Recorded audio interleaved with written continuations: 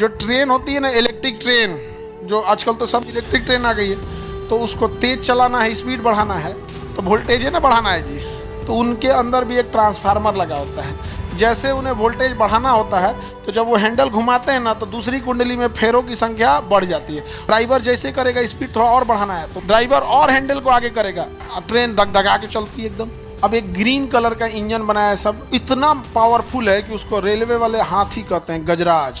तो उस इंजन को भारी करने के लिए उसमें अलग से लोहा रखा गया है, लेकिन जब वो अपने पीछे इतना लोड ली रहती है कि जब खींचती है तो कई बार चकवा स्लिप हो जाता है।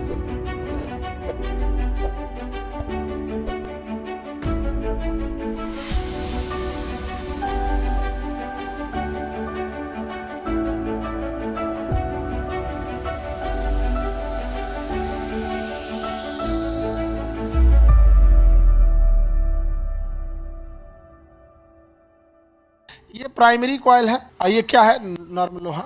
ये कौन सा कॉइल है, सेकेंडरी। तो जब कभी सेकेंडरी कॉइल में फेरों की संख्या ज़्यादा हो तो इसे कहेंगे स्टेप अप। स्टेप अप, ये हो गया स्टेप अप। अब ये जो स्टेप अप ट्रांसफार्मर होते हैं, इनका काम क्या होता है समझिएगा, ये वोल्टेज को बढ़ा देते हैं। किसे बढ़ाएगा, वोल्टेज को बढ़ा देगा, लेकिन धारा को घटा दो। ये तो ऑब्वियस बात है भाई, क्योंकि पावर को क्या रखना है, कांस्टेंट। तो जैसे वोल्टेज बढ़ाएगा, धारा क्या करेगा, घटा दो। वोल्टेज बढ़ाएगा तो धारा घटा दो, वोल्टेज बढ़ाएगा तो धारा घटा दो।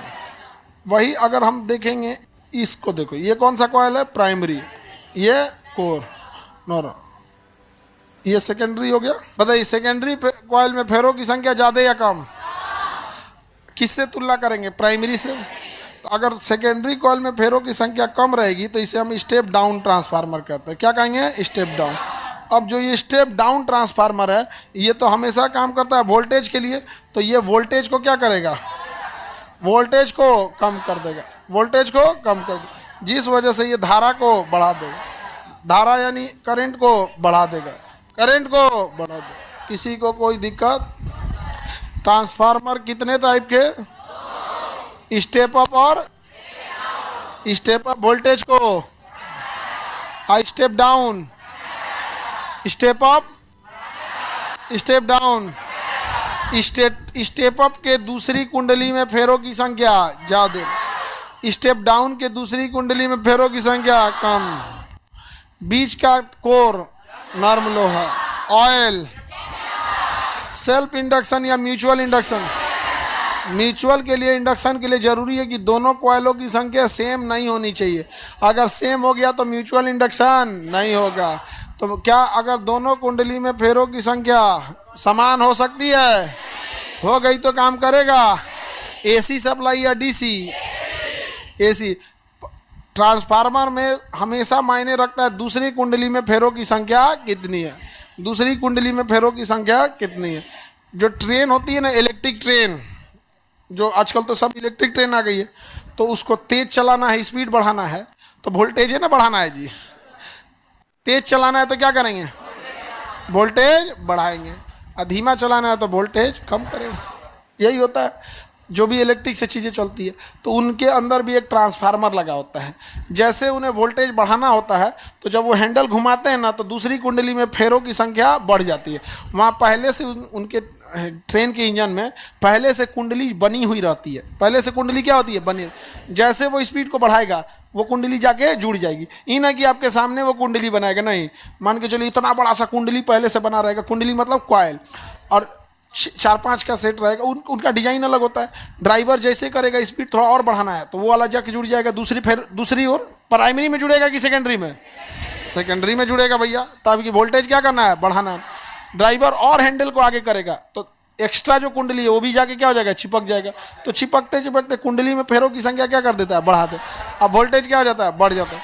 अब ट्रेन धगधगा के चलती है, एकदम तगड़ा चलती है।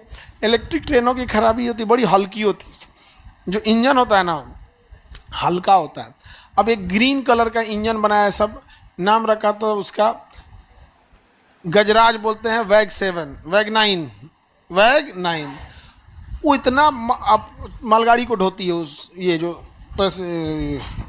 सामान वामान फ्रेट को लेके जो इतना पावरफुल है कि उसको रेलवे वाले हाथी कहते हैं, गजराज। लेकिन जब वो अपने पीछे इतना लोड ली रहती है कि जब खींचती है तो कई बार चक्का स्लिप हो जाता है, चक्का स्लिप होने लगता है। तो उस इंजन को भारी करने के लिए उसमें अलग से लोहा रखा गया है, भारी भारी लोहा, ताकि इंजन में क्या हो सके, भारी हो सके। हल्का रहेगा तो फिसल जाएगा ना, यहाँ बहुत तगड़ा होता है। तो रेल इंजन में, अच्छा डीजल इंजन में झमेला होता है। डीजल इंजन में झमेला कि पहले डीजल रखने का व्यवस्था करो, नहीं समझे, डीजल रखने की व्यवस्था करो, फिर उस डीजल की सप्लाई की व्यवस्था करो, फिर इंजन, लाइनर, पिस्टन, और जब मूविंग पार्ट जितना ज़्यादा होगा उतना गंदगी, आवाज़, वाइब्रेशन, उसको ठंडा करने के लिए कूलिंग, 75 को चीज़ था। अब बिजली वाले में ऊपर से लिया तार, OHE ओवर हेड इक्विपमेंट, ऊपर से लिया तार सिंगल फेज, अंदर भेजा 3 फेज, उसको बदल दिया DC में, अब मोटर दे दिया DC को। अपना AC DC जहाँ ज़रूरत है उस हिसाब से चला दिया। बिजली बनाने की ज़रूरत नहीं, पावर बनाने की ज़रूरत नहीं ना है। डीजल इंजन में तो डीजल को जला के पावर बनाया जाता है, फिर उस पावर का इस्तेमाल करके ट्रेन को चलाया जाता है। इलेक्ट्रिक वाले में पावर बनाया है, लगाया ऊपर, बस यूज करना चालू कर दिया, यूज करना चालू कर दिया। इलेक्ट्रिक इंजनवा में बीचवा में गली होता है, रास्ता, जिससे क्लासवा के बीच में कैसे रास्ता है, इंजनवा के अंदर अंदर घूम लोको पायलट घूमता है, तो डीजल वाले में घूमते। और डीजल इंजन में खोलने पे इतना ज़्यादा हीट रहता है, बहुत गर्मी रहती है इसमें। आगे बढ़ जाए।